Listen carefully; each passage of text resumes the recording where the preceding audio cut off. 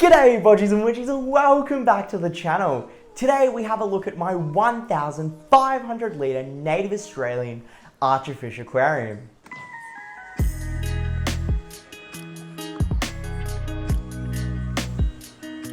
So if this is your first time seeing this tank, or you just wanted a quick refresher of it, this aquarium is 6 feet long, 2.5 feet wide, and a whopping 3 feet tall. So when it's full of water, including the sump, it's about 1,500 litres or 400 gallons. And the beauty of it, it is a complete ground up, custom built system built by my local aquarium store, Aquatico Aquarium. And they really nailed all the bells and whistles that I was after for this tank, and I've got to say 6 months in, it's still working just as good, if not better than day one. If you want to get a full run through of the tank, the sump, all the other stuff that I've done to the overall unit, then feel free to check out the first video that I made of this aquarium, because I really go in depth into all of that sort of stuff. That'll appear at the end of this video, or you can also access it from the description down below. Will it be in the description? Yeah, it'll be down there, so feel free to check that out as well. So before this tank became an Archerfish paludarium, it did actually used to run as a rainbowfish paludarium, but there were two main problems that I encountered with that setup. Previously, the whole paludarium section was actually put together with just big piles of driftwood. All the driftwood wasn't really adhered to anything. I didn't use any silicone or glues. I kind of just stacked everything together, hoping that it would kind of lock in place. And to be honest, it did. But what I didn't factor in was that when I originally set it up, it was all bone dry wood, so it was much lighter. Over time, as it started to get waterlogged, it got heavier and heavier, so the wood would start shifting, and it got to a point where it was almost collapsing in on itself. Every week I'd have to reshuffle some of the wood or some of the plants so they didn't flood themselves, or the scape just didn't collapse on itself completely, and it kind of got a little tiresome. Along with that, it just didn't look all that nice, and the blue background on this tank, which was the entire 3 foot by 6 foot panel, was kind of an eyesore, and it just didn't really suit the natural ecosystem type vibe that I was trying to achieve with this system. So whilst the original setup, the driftwood issue that I just talked about, could have been prevented if I planned the scape out a little bit more, there was another issue that I encountered, and this was something that was completely out of my hands. In this tank, I had about 60 rainbow fish, 2 different main species groups being the Goyder River and the Deepwater Creek rainbows. Unfortunately, almost every single Deepwater Creek rainbow fish contracted a case of rainbow fish tuberculosis or mycobacterium. And unfortunately, there's no real commercially available cure for this.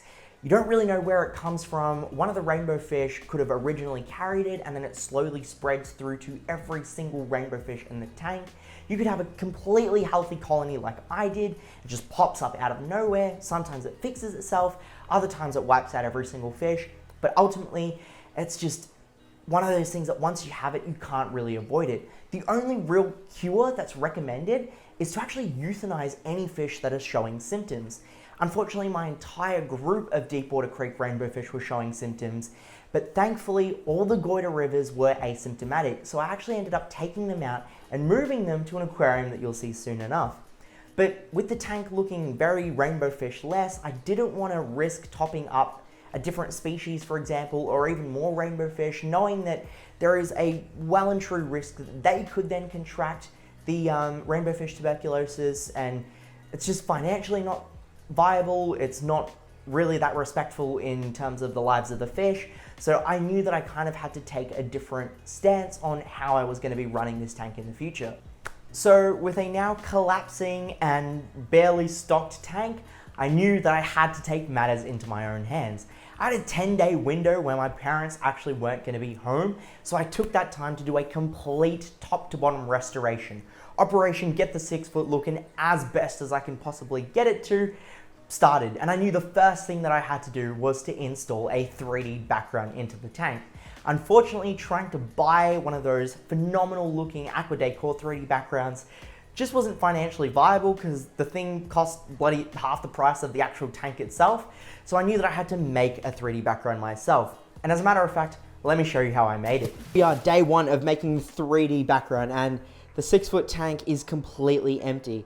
Now, what I've got here is all the panels of foam that I'm going to be using as the base layer for the background. And so there's, what is that? 4 ones are 4, for 2s are 8, 3s are 12, 4 4s are 16, 4 5s are 20. So that's 20 panels, which will just be from the weir section all the way to the back. And I've got extra foam panels that will go for the actual weir area as well. But the game plan now is to attach essentially 8 panels together using toothpicks, so that way I can do a dry fitting of the panels into the aquarium, and that way I can make any sort of micro adjustments before we get to actually surfacing this and making it look like a rock wall instead of blue panels like that. So let's get to doing that, and I'll see you when I've got a little bit of progress made. Well, that's all I recorded. I forgot to record the rest. Look, I don't want to hear it. I was stressed. I was on a time crunch. It's my first ever attempt making a 3D background.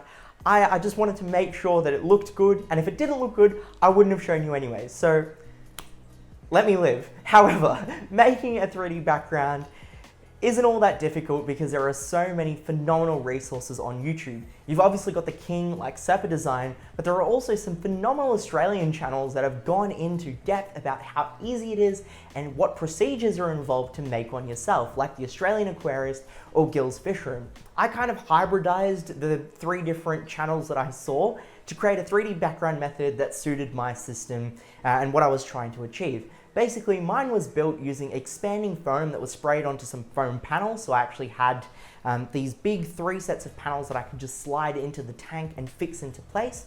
But the expanding foam was carved to look like fake rocks, painted with acrylic paint, and sealed with epoxy so it would be waterproof and really hold its colors and structural integrity, I guess. I don't really know what I'm saying at this point. But basically, it went into the tank and it looks pretty good for my first ever attempt of making a 3D background, and at this magnitude as well.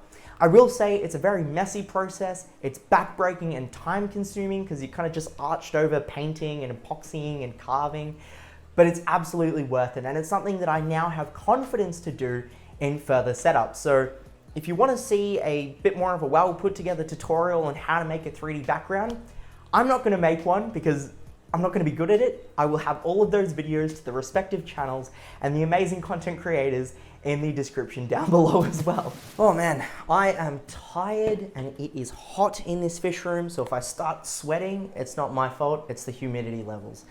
Also, drink some water, hydration's important. Anyways, let's have a look at the pride and joy of this aquarium, and that is my group of archerfish. I knew that if I was gonna get archers for this aquarium, I wanted to go all out. None of this group of 4 or 5 junk.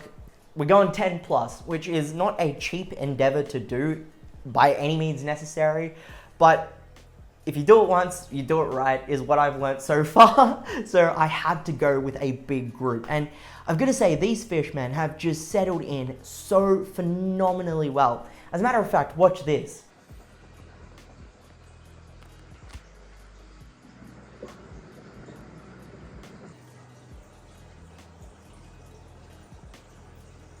Look at that. Oh my God, did you see that?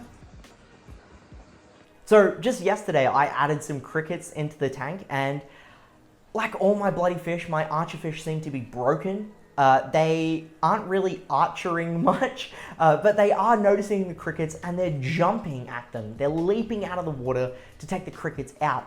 And anytime I've walked into the fish room, like if I look well enough now, there's probably one with a cricket sticking out of its mouth, but I added probably like 30 crickets, and through the whole day, I'm just hearing splish, splish, splish. And it's just the archers jumping out.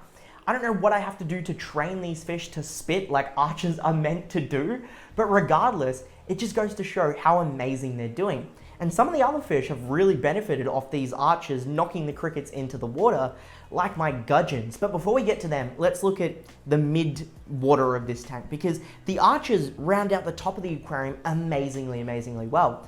But the middle of the tank was looking a little empty, and I knew that I wanted to get some sort of schooling fish, preferably native Australian, and that's where the monos come into the picture. Unfortunately, the monos also just so happen to be the only non-native fish in this aquarium. If you didn't know, monos come in 2 different species. There's the mono argent or argenteus, and there's the mono seabae. there was a little mix up in the bulk group that I was getting because I wanted to get about 7 to 10 monos, and what I originally thought were mono argents came to me as mono seabae. However, I do think it's kind of a good thing. The mono seabae, in my opinion, look cooler. They have this really awesome like diamond-shaped fin structure that they develop, almost like a hybrid between angelfish and like a redhook silver dollar. They school phenomenally well, and I kind of think that they look cooler for this vibe of the aquarium. They're not as silver and reflective as the mono argents. Am I trying to love them more than what I thought I'd love the argents? Yes. And I'm not really going to get rid of them now because I've got them. I may as well enjoy them, and they still look like they're a part of this tank. So they are rounding out the midwater section perfectly. There is a pair of fish that accompany both the archers and the monos, weirdly, and that is my pair of scats. These little spotted scats, or silver scats, are absolutely tiny. They're teeny tiny little things, and I think they kind of have internal confusion as to what fish they are, because they'll spend time, like, where are they right now? I love how when I try and look for them, they're completely hard to find. Oh yeah, bingo, right there. They're with the archerfish right now, but then they start seeing the monos swim, and then they join up with the monos, which is just super cool. And as they've settled into this aquarium more and more, they're getting that bright orange nape that they develop in their juvenile stage. And as they get more mature, like dinner plate size these fish get, they're a lot more silver in nature, but regardless, a phenomenal fish because they're just so reflective and they add that size and activity and the gluttony that I always love in fish, and they're so personable. So they're an awesome fish. And lastly, towards the bottom of the aquarium are my group of gudgeons. In here I've got a breeding pair of empire gudgeons, and there's also like 7 to 10, I'm gonna say, of purple spotted gudgeons. These are southern purple spotted gudgeons, I believe, so they're the cooler, rarer one. And they're so cool. They have just this big, boisterous, aggressive personality without actually being super dangerous or aggressive and messing with the other fish. They kind of pick their own little corners of the tank, defend it a little bit, but pretty much they just spend their entire time hovering above the gravel bed. And sometimes when they're sitting still, you don't see them. Their speckled patterning kind of just blends in with the colors of the gravel, and then you see them move, and it's like, oh, that's pretty cool. Eventually, I would obviously like to add some more fish into this tank, but primarily stuff towards the bottom, because I think the top and mid is like super filled out. But if we got something like an eeltail catfish or some other type of smaller or medium-sized growing bottom-dwelling fish, it would look absolutely amazing. And there are 2 fish in here that I have as, I'm not really too sure on whether I will keep them or rehome them, but that's my pair of Australian bass. I love predator fish, and unfortunately some of the native Australian predators like salmon-tailed catfish, Murray cod, barramundi are all going to get ridiculously big, which isn't really saying much considering I have a trio of fish that we'll get to, which will get about 1.5 meters long, but it's just that they're not going to kill everything in their sight. Barramundi, Murray cod, salmon-tailed catfish, Saratoga even, will absolutely try and devastate everything in their path as long as it's not the same size as them or gargantuanly bigger. And I just didn't really want to deal with that, especially when I've got archers. Something like a barramundi is going to pick them off one by one.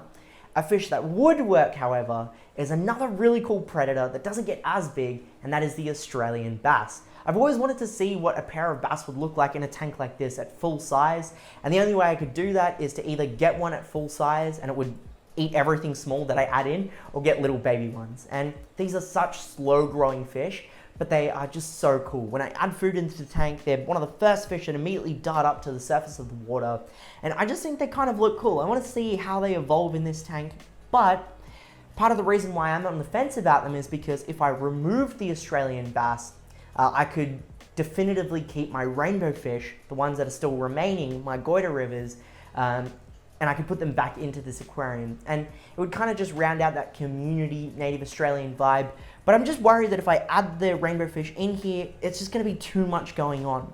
All of these fish are kind of monotone in color, but they have their contrast, and the rainbows are fast moving, not really thinking about what they're doing, bright, vibrant, colorful fish.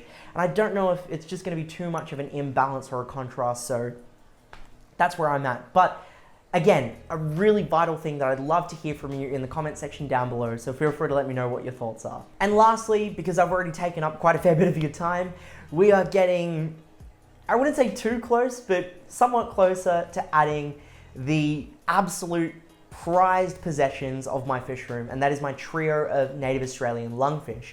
I'm hoping that they'll be big enough to go into this aquarium by the end of this year, just based off my previous experience knowing how lungfish grow, but I'm very, very keen on getting them in here because they're the whole reason that I got a system as big as this. So we should hopefully add them by the end of this year. But if you want to follow along with that, feel free to consider subscribing to the channel, because you've got no idea how much of an impact it actually has in the performance of my videos and the way that my channel grows, and also the opportunities that I get a hold of, like grabbing fish like this. So it is a phenomenal support that you can do at no additional cost to you. If you enjoyed this video, give it a thumbs up as well, because the likes really make sure that this video gets seen by a whole bunch of other people, and maybe they can learn a thing or two, or maybe they can enjoy it just as much as you did. So would highly appreciate any and all support that you give, but Bodgies and Widgies, you watching this video alone is just so amazing, because the whole reason I have aquariums that, or like the main motivation to have aquariums that look as good as this is because I know all of you watch it as well. So thank you for motivating me to keep this fish room running and looking the best way that it possibly can. There are so many more videos to come. So thank you so much once again. As always, stay happy, stay safe, stay Aussie Australian. Bodgie out.